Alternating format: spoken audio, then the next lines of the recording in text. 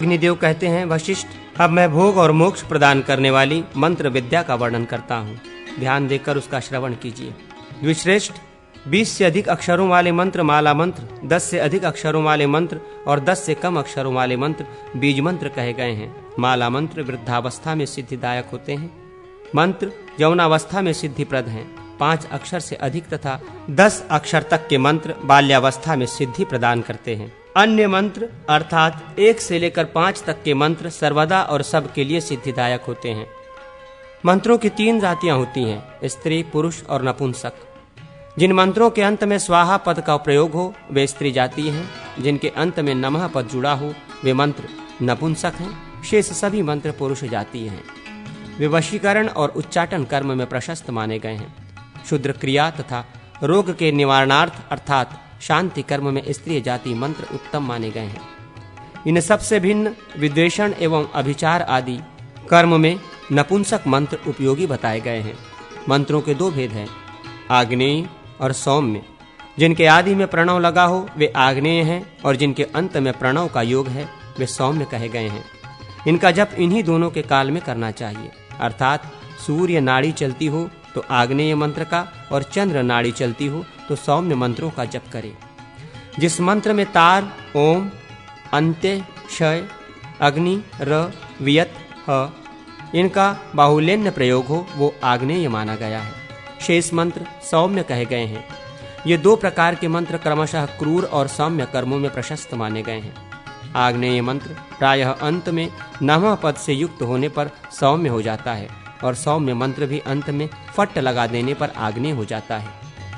यदि मंत्र सोया हो या सोकर तत्काल ही जगा हो तो वो सिद्धिदायक नहीं होता है। जब वाम नाड़ी चलती हो तो वो आग्नेय मंत्र के सोने का समय है, और यदि दाहिनी नाड़ी नासिका के दाहिने के छिद्र से सांस चलती हो तो वो उसके जागरण का काल है। सौम्य मंत्र के सोने और जागने का समय इसके विपरीत है, अर्थात वाम नाड़ी सांस उसके जागरण का और दक्षिण नाड़ी उसके शयन का काल है। जब दोनों नाड़ियां साथ साथ चल रही हों उस समय आग्नेय और सौम्य दोनों मंत्र जगे रहते हैं, तथा उस समय दोनों का जप किया जा सकता है। दुष्ट नक्षत्र, दुष्ट राशि तथा शत्रु रूप आदि अक्षर वाले मंत्रों को अवश्य त्याग देना चाहिए। नक्षत्र चक्र, साधक के नाम के प्रथम अक्षर को तथा मंत्र के आदि अक्षर को लेकर गणना करके ये जानना है कि उस साधक के लिए वो मंत्र अनुकूल है या प्रतिकूल। इसी के लिए उपर्युक्त श्लोक एक संकेत देता है। राज्य से लेकर फुल्लव तक लिपि का ही संकेत है। इत्युदिता लिपि, इस प्रकार लिपि कही गई है।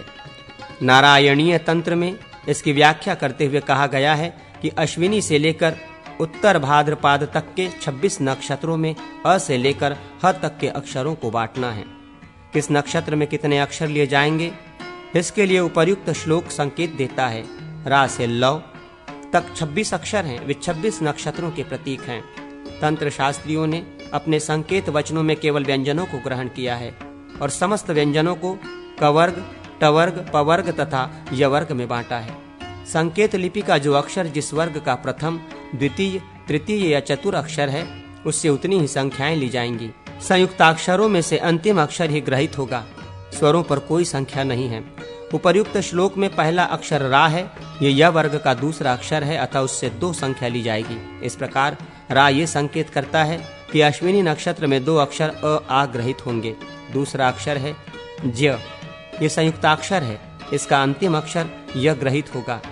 वो अपने वर्ग का प्रथम अक्षर है अतः 1 का बोधक होगा। इस प्रकार पूर्वोक्त ज्य के संकेतानुसार भरणी नक्षत्र में 1 अक्षर ई लिखा जाएगा। इस बात को समझने के लिए निम्नांकित ये वर्णमाला नक्षत्रों के साथ क्रमशः जोड़नी चाहिए। केवल अंग, आ ये 2 अंतिम स्वर रेवती नक्षत्र के साथ सदा जुड़े रहते हैं। इनके द्वारा जन्म, सम्मद, विपत, क्षेम, प्रत्यरि, साधक, वध, मित्र तथा अतिमित्र इन तारों का विचार किया जाता है। जहाँ साधक के नाम का आदि अक्षर है वहाँ से लेकर मंत्र के आदि अक्षर तक गिने, उसमें 9 का भाग देकर शेष के अनुसार जन्मादि तारों को जाने। जैसा कि पूर्व श्लोक में संकेत किया गया है उसी तरह वा से लेकर भा तक के 12 अक्षर क्रमशः मेष आदि राशियों तथा 4 आदि संख्याओं की ओर संकेत करते हैं। वा 4, लंग 3 गौ, 3 रम 2 खू 2 रम 2 शो 5 गणम 5 भा 4। इन संख्याओं में विभक्त हुए आकार आदि अक्षर क्रमशः मेष आदि राशियों में स्थित जानने चाहिए। श श स ह इन अक्षरों को तथा स्वरायांत वर्णों अ अम अ को छठी कन्या राशि में संयुक्त करना चाहिए। शकार का मीन राशि में प्रवेश है। यथा राशि ज्ञान का उपयोग। साधक के नाम का आदि अक्षर जहाँ हो उस राशि से मंत्र के आदि अक्षर की राशि तक गिने। जो संख्या हो उसके अनुसार फल जाने। यदि संख्या छठी 8वीं अथवा 12वीं हो तो वो निंद्य है। इस 12 संख्याओं को 12 भाव कहते हैं। उनकी विशेष संज्ञा इस प्रकार है: तन, धन, सहज, सुहृदय, पुत्र, रिपु, जाया, मृत्यु, धर्म, कर्म, आय और व्यय। मंत्र के अक्षर यदि मृत्यु, शत्रु तथा व्यय भाव के अंतर्गत हैं तो वे अशुभ हैं। चौकोर स्थान पर 5 रेखाएं पूर्व से पश्चिम की ओर तथा 5 रेखाएं उत्तर से दक्षिण की ओर खींचे। इस प्रकार 16 कोष्ठ बनाएं। इनमें क्रमशः 16 स्वरों को लिखा जाए। तदनंतर उसी क्रम से व्यंजन वर्ण भी लिखें। 3 आवृत्ति पूर्ण होने पर चौथी आवृत्ति में प्रथम 2 कोष्ठों के भीतर क्रमशः ह और श लिखकर सब अक्षरों की पूर्ति कर लें। इन 16 में प्रथम कोष्ठ की 4 पंक्तियां सिद्ध करके दूसरे कोष्ठ की 4 पंक्तियां साध्य, तीसरे कोष्ठ की 4 पंक्तियां सुसिद्ध तथा चौथे कोष्ठ की 4 पंक्तियां अरि मानी गई हैं। जिस साधक के नाम का आदि अक्षर जिस चतुष्क में पड़े वही उसके लिए सिद्ध चतुष्क है। वहां से दूसरा उसके लिए साध्य, तीसरा सुसाध्य तथा चौथा चतुष्क अरि है। जिस चतुष्क के जिस कोष्ठ में साधक का नाम है वो उसके लिए सिद्ध सिद्ध कोष्ठ है। फिर प्रदीक्षण क्रम से उस चतुष्क का दूसरा कोष्ठ सिद्ध साध्य, सिद्ध सुसिद्ध तथा सिद्धि अरि है। इस चतुष्क में यदि मंत्र का भी आदि अक्षर हो तो इसी गणना के अनुसार उसमें भी सिद्ध सिद्ध, सिद्ध साध्य आदि भेद जान लेने चाहिए। यदि इस चतुष्क में अपने नाम का आदि अक्षर हो और द्वितीय चतुष्क में मंत्र आदि का अक्षर हो तो पूर्व चतुष्क के जिस कोष्ठ में नाम का आदि अक्षर है उस दूसरे चतुष्क में भी उसी कोष्ठ से लेकर प्रादिक्षण्य क्रम से साध्य सिद्ध आदि भेद की कल्पना करनी चाहिए। इस प्रकार सिद्धादि की कल्पना करें। सिद्ध मंत्र अत्यंत गुणों से युक्त होता है। सिद्ध मंत्र जप मात्र से सिद्ध अर्थात सिद्धिदायक होता है। साध्य मंत्र जप, पूजा और होम आदि से सिद्ध होता है। सुसिद्ध मंत्र चिंतन मात्र से सिद्ध हो जाता है, परंतु अरिमंत्र साधक का नाश कर देता है। जिस मंत्र से दुष्ट अक्षरों की संख्या अधिक हो उसकी सभी ने निंदा की है। शिष्य को चाहिए कि वो अभिषेक पर्यंत दीक्षा में विधिवत प्रवेश लेकर गुरु के मुख से तंत्रोक्त विधि का श्रवण करके गुरु से प्राप्त हुए अभिष्ट मंत्र की साधना करे। जो धीर, दक्ष, पवित्र, भक्तिभाव से संपन्न, जप ध्यान आदि में तत्पर रहने वाला, सिद्ध, तपस्वी, कुशल तंत्र वेत्ता, सत्यवादी तथा निग्रह अनुग्रह में समर्थ हो वो गुरु कहलाता है। जो शांत, मन को वश में रखने वाला, दांत, जितेंद्रिय, पटु, सामर्थ्यवान, ब्रह्मचारी, हविषान्य भोजी, गुरु की सेवा में संलग्न और मंत्र सिद्धि के प्रति उत्साह रखने वाला हो वो योग्य शिष्य है। उसको तथा अपने पुत्र को मंत्र का उपदेश देना चाहिए। शिष्य विनयी तथा गुरु को धन देने वाला हो। ऐसे शिष्य को गुरु मंत्र का उपदेश दे और उसकी सुप्रसिद्धि के लिए स्वयं भी 1 सहस्र की संख्या में जप करे। अकस्मात कहीं से सुना हुआ, छल अथवा बल से प्राप्त किया हुआ, पुस्तक के पन्ने में लिखा हुआ अथवा गाथा में कहा गया मंत्र नहीं जपना चाहिए। यदि ऐसे मंत्र का जप किया जाए तो वो अनर्थ उत्पन्न करता है। जो जप, होम तथा अर्चना आदि भूरी क्रियाओं द्वारा मंत्र की साधना में संलग्न रहता है उसके मंत्र स्वकाल्पिक साधन से ही सिद्ध हो जाते हैं। जिसने एक मंत्र को भी विधि पूर्वक सिद्ध कर लिया है उसके लिए इस लोक में कुछ भी असाध्य नहीं है। फिर जिसने बहुत से मंत्र सिद्ध कर लिए हैं उसके महात्मा का किस प्रकार वर्णन किया जाए। वो तो साक्षात शिव ही है। एक अक्षर का मंत्र 10 लाख जप करने से सिद्ध हो जाता है। मंत्र में ज्यों-ज्यों अक्षर की वृद्धि हो त्यों ही त्यों उसके जप की संख्या में कमी होती है। इस नियम से अन्य मंत्रों के जप की संख्या के विषय में स्वयं उहा कर लेनी चाहिए। बीज मंत्र की अपेक्षा दुगुनी तिगुनी संख्या में माला मंत्रों के जप का विधान है। जहाँ जप की संख्या नहीं बताई गई हो वहाँ मंत्र जपादि के लिए 108 या 1008 संख्या जाननी चाहिए। सर्वत्र जप से दशांश हवन का तर्पण का विधान मिलता है। जहाँ किसी द्रव्य विशेष का उल्लेख न हो वहाँ होम में धृत का उपयोग करना चाहिए। जो आर्थिक दृष्टि से असमर्थ हो उसके लिए होम के निमित्त जप की संख्या से दशांश जप का ही सर्वत्र विधान मिलता है। अंग आदि के लिए भी जप आदि का विधान है। सशक्ति मंत्र के जप से मंत्र देवता साधक को अभिष्ट फल देते हैं। वे साधक के द्वारा किए गए ध्यान, होम और अर्चन आदि से तृप्त होते हैं।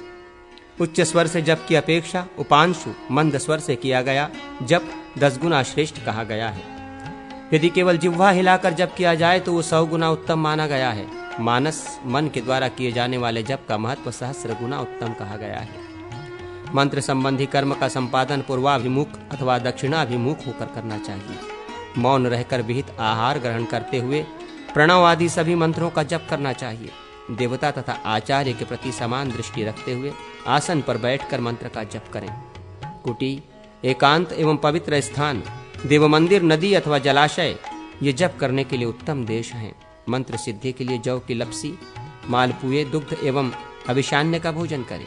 साधक मंत्र देवता का उनकी तिथि, वार, कृष्ण पक्ष की अष्टमी, चतुर्दशी तथा ग्रहण आदि पर्वों पर पूजन करें। अश्विनी कुमार, यमराज, अग्नि, धाता, चंद्रमा, रुद्र, अदिति, बृहस्पति, सर्प, पितर, भग, अर्यमा, सूर्य, त्वष्टा, वायु, इंद्राग्नि, मित्र, इंद्र, जल, निऋक्ति, विश्वदेव, विष्णु, वसुगण, वरुण, अजयकपात, अहिर्बुंध और पुषा ये क्रमशः अश्विनी आदि नक्षत्रों के देवता हैं।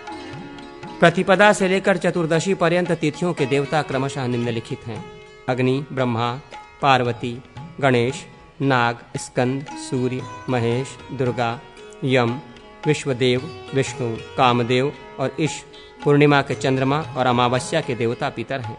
शिव, दुर्गा, बृहस्पति, विष्णु, ब्रह्मा, लक्ष्मी और कुबेर ये क्रमशः रविवार आदि वारों के देवता हैं। अब मैं लिपिन्यास का वर्णन करता हूँ। साधक निम्नलिखित प्रकार से लिपि मात्रका का न्यास करें।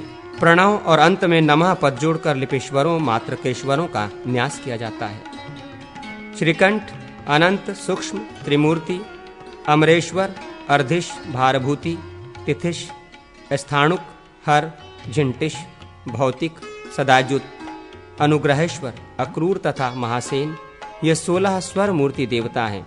क्रोधीश, चंडीश, पंचांतक, शिवोत्तम, एक रुद्र, कूर्म, एक नेत्र, चतुरानंद, अजेश, सर्वेश, सोमेश, लांगिली, दारुक, अर्धनारीश्वर, उमाकांत, आषाढ़ी, दंडी, अद्री, मीन, मेष, लोहित, शिखी, छगलांड, द्विरंड, महाकाल, कपाली, भुजगंगेश, पिनाकी, खड्गीश, बक, श्वेत, भृगु, नकुली, शिव तथा संवर्तक ये व्यंजन मूर्ति देवता माने गए हैं। उपर्युक्त श्रीकंठ आदि रुद्रों का उनकी शक्तियों सहित क्रमशः न्यास करें।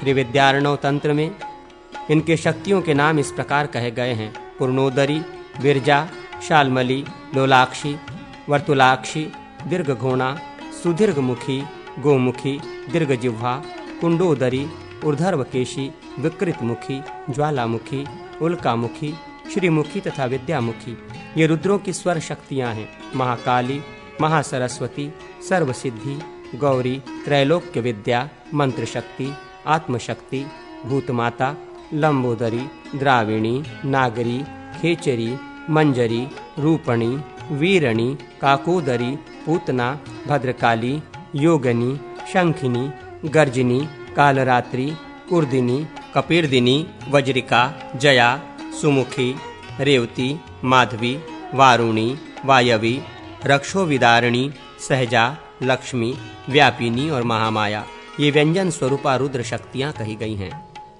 इनके न्यास की विधि इस प्रकार है: हंसौं श्रीकंठाय पूर्णोदरवे नमः, हंसौ अनंतनाय विरजाय नमः इत्यादि।